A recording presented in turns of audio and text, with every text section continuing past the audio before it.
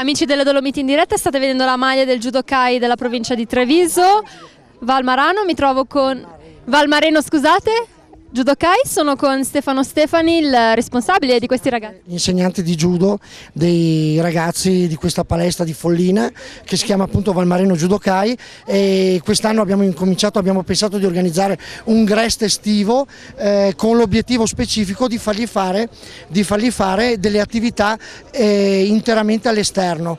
Quindi la pratica sportiva del judo la facciamo solo nel caso piove e li portiamo in giro per la montagna, li portiamo a dormire in tenda, li portiamo sul greto del Piave a fare il bagno sul Piave come si usava una volta, tutte le settimane fanno un corso di arrampicata sportiva, fanno un corso di orienteering e abbiamo avuto questa bellissima occasione di portarli anche a vedere questa esercitazione Falzarego 2011. È stata l'ANA ad invitarvi? No, l'ANA in questo caso non c'entra niente, anche se io sono un iscritto all'ANA di vecchissima data.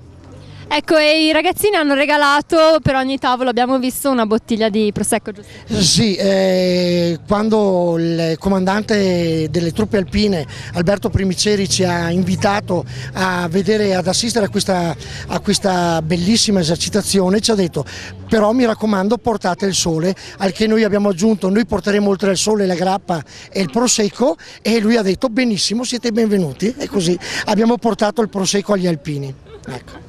Bene, a Falzarego 2011 anche dei giovanissimi, da dove arrivate voi? Da Follina, Ecco. che è in provincia di Treviso, Con chi siete qua? con un GREST di judo principalmente, che facciamo anche orienteering. È la prima volta che venite a vedere un'esercitazione degli alpini? No, per me è stata la seconda volta. Una volta, la prima è stata 4 anni fa. Sempre qui? No, in Friuli. Vi piacerebbe anche voi intraprendere questa carriera magari nel vostro prossimo futuro? Chi vuole rispondere? Si vedrà. A me sì, piacerebbe molto, ma non sono del tutto sicuro, visto che è una carriera comunque molto dura. È lunga. Quindi, vedendo l'esercitazione di oggi, che cosa avete imparato di nuovo? Ma tutti i modi per andare in montagna, i vari metodi per scendere dagli elicotteri e anche per scalare tutto. Sono ora col caporal maggiore Bettino, oggi è una giornata importante per lei. Sì, è stata una giornata molto emozionante, ricca di emozioni e esperienze per me molto nuove. Ecco, è stata l'esame finale, la parte conclusiva del corso che ha seguito. Sì, è stata una rappresentazione che abbiamo fatto a conclusione di questo corso, un corso dove ho potuto imparare cose per me nuove, dove ho potuto osservare la montagna da un punto di vista nuovo e ho raggiunto livelli che mai avrei pensato di raggiungere. Ecco, alle nostre spalle è esattamente la roccia dove hanno scalato. Ecco, com'è stata, com'è andata? No, io da quella roccia mi sono calata in corda doppia nel vuoto e è stata un'esperienza bella da ripetere sicuramente. Ecco, adesso come proseguirà la sua strada? Adesso torno al mio reparto, il terzo artiglieria da montagna, e spero di avere possibilità ancora di venire a scalare. Mi trovo ora col tenente colonnello Remo Del Favero, direttore di Falzarego 2011. Ecco, oggi è balzato subito all'occhio l'incredibile sincronia delle varie esercitazioni. Sì, noi oggi vi abbiamo fatto vedere un'esercitazione alpinistica che rientra nel normale addestramento alpinistico delle truppe alpine.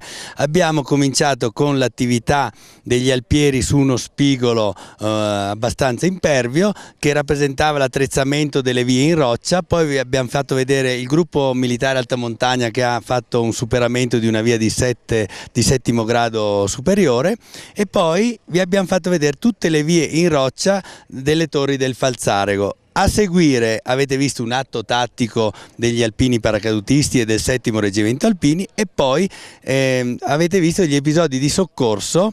L'episodio clou era il recupero con vericello da elicottero Agustabel 205 di un ferito tramite chiaramente barella, e poi avete potuto vedere anche il recupero di un infortunato con teleferica, sempre con barella, e poi avete visto la calata di una barella tramite corde statiche e poi la discesa in corda doppia a grappolo sempre con l'ausilio di corde statiche. Ecco, grandissima precisione, preparazione, assolutamente nessun posto per l'improvvisazione, dicevate. Infatti, perché questa è l'esercitazione finale dei corsi alpinistici delle truppe alpine, per cui il personale è perfettamente addestrato e questo è il coronamento, è l'esame finale, diciamo, dei corsi alpinistici delle truppe alpine. Ecco, poi nella realtà?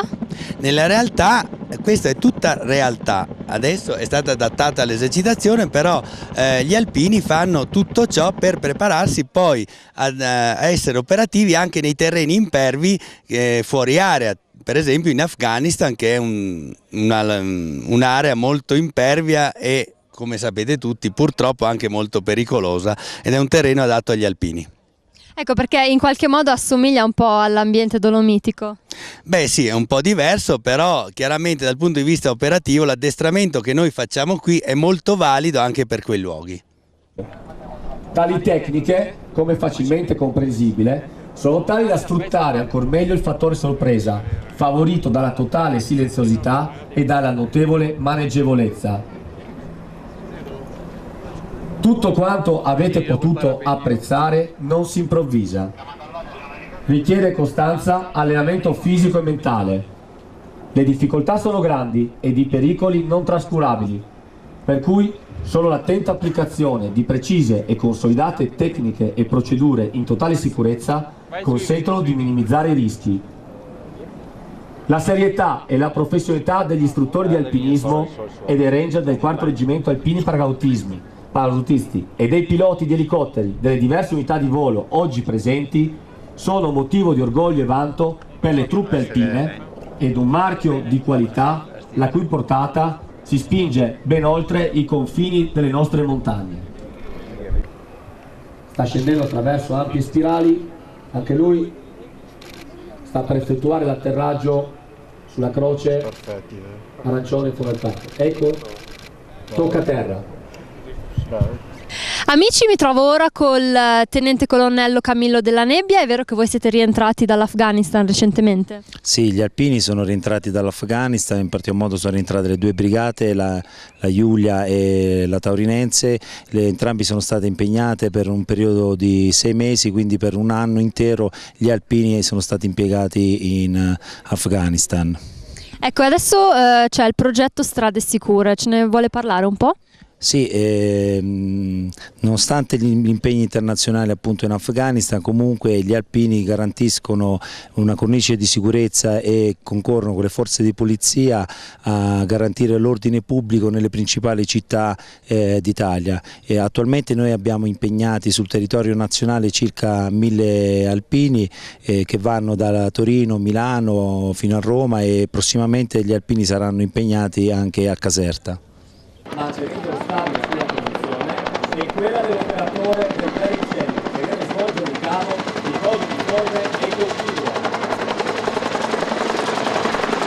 Oggi l'operatore del pericello è il primo collaboratore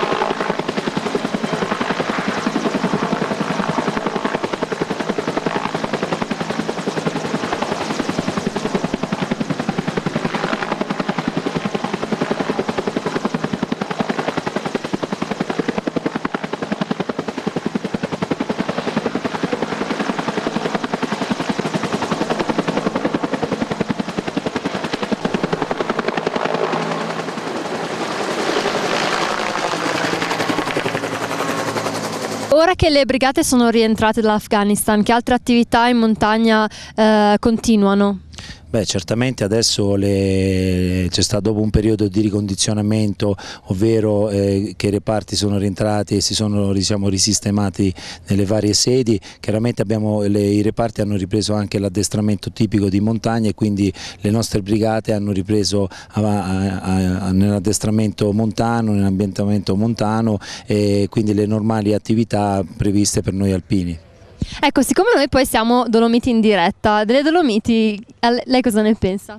Beh, chiaramente sono, come appunto è stato stabilito dall'UNESCO, sono un patrimonio e noi cerchiamo chiaramente quando ci muoviamo in questi posti, di rispettare innanzitutto la natura, l'ambiente, perché chiaramente ci teniamo a salvaguardare questo patrimonio che è del mondo e in particolar modo è anche nostro.